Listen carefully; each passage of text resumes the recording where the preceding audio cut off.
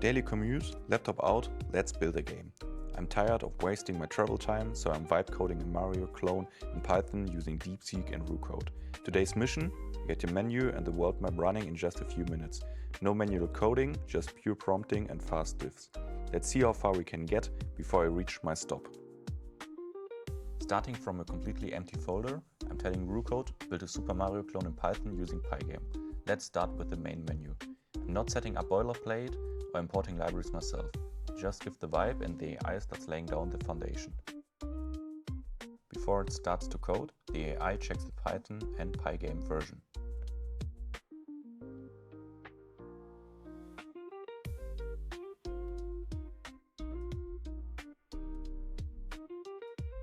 After the checks are done, DeepSeek starts with the main game file. It lays down the needed Pygame structure and already implements some states and a simple start menu.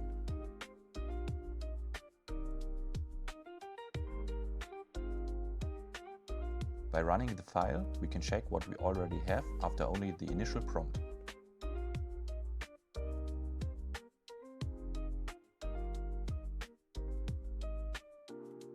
DeepSeek decided that the next important step is to enhance the visuals of the start menu a bit. Since we told it to just use simple forms and colors at the beginning, since we don't have any graphics and sprite on hand just now, it will use these to make the menu a bit more Mario-like.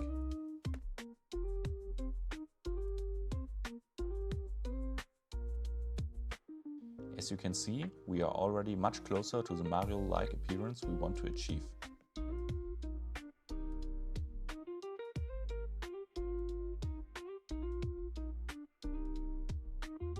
Next, we add some menu sounds.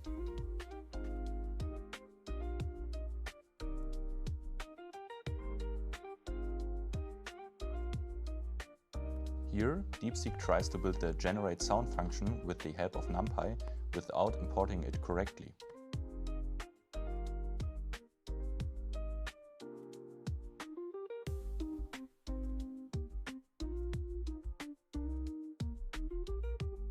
But instead of importing NumPy, DeepSeek decides that it's better to use Pygame for the sound generation directly.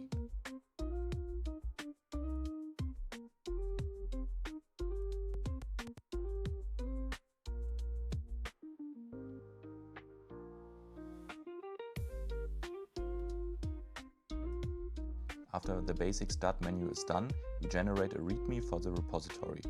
There, we want to document some information about the project and how to run it. Check out the video description to find the link to GitHub.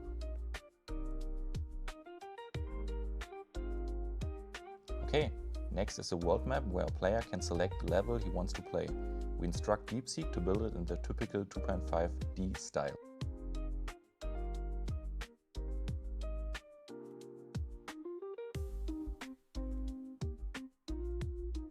DeepSeek starts by adding some colors to our color palette. It then updates the game class by adding some mock level data and the needed states.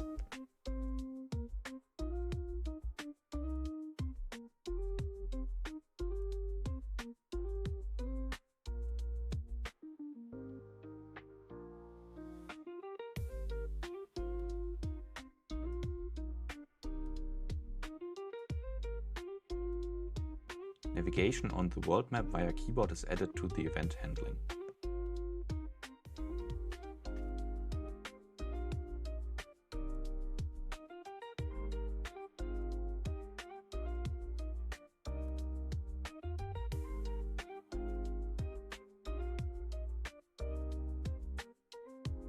Last step for now is to add the world map drawing function with simple graphics and test it.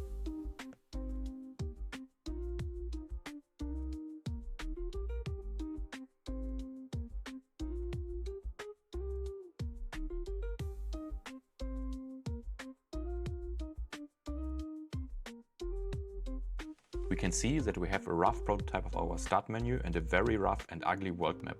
In the next video, we will continue on our journey. Some AI-generated sprite sheets should help to give the game a better look. Stay tuned and watch your loss curves.